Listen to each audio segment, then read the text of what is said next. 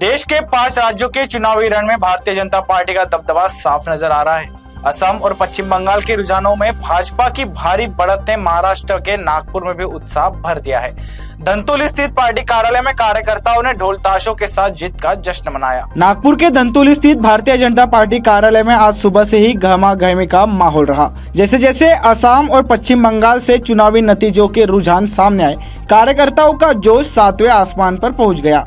कार्यालय परिसर में जय श्री राम और भारत माता की जय के नारों से गूंज उठा।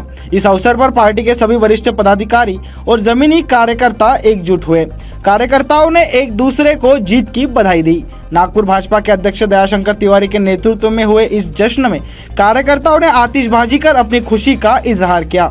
पार्टी का मानना है कि ये नतीजे प्रधानमंत्री मोदी के विकासवाद और अमित शाह की रणनीति की जीत है।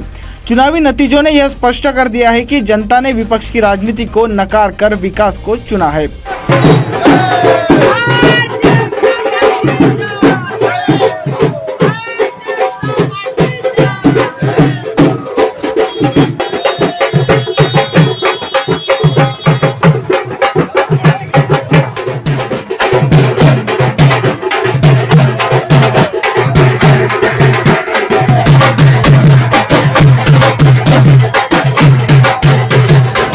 हा एक अजीब संयोग आहे की वंदे मातरम गीत लिहिण्याची 150वी जयंती आहे आणि ज्या बंकिमने वंदे मातरमची रचना केली त्या बंकिमच्या बंगालमध्ये वंदे मातरम म्हणणारे लोक सत्तेवर येणार आहे आणि वंदे मातरमचा विरोध करणारे लोकांना घरी पाठवण्याचं काम बंगभंग आंदोलनात ज्या बंगाल्यांनी साथ दिली होती त्या सगळ्यांनी मिळून घेतलेलं आहे।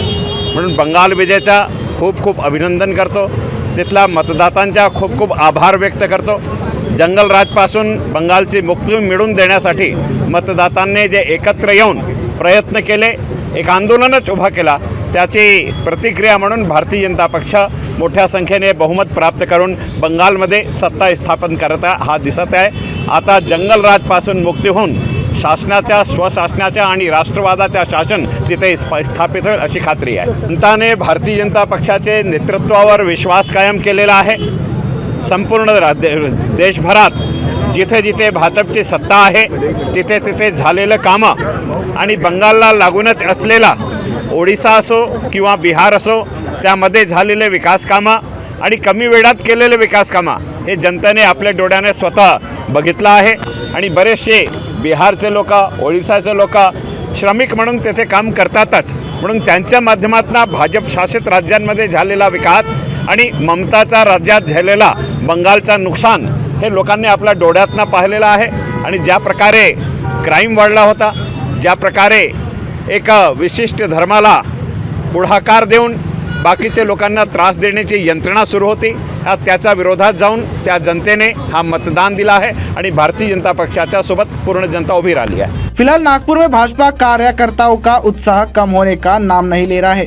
बंगाल और असम की यह जीत न केवल इन राज्यों के लिए बल्कि महाराष्ट्र जैसे राज्यों के आगामी राजनीति समीकरणों के लिए भी बेहद महत्वपूर्ण मानी जा रही है।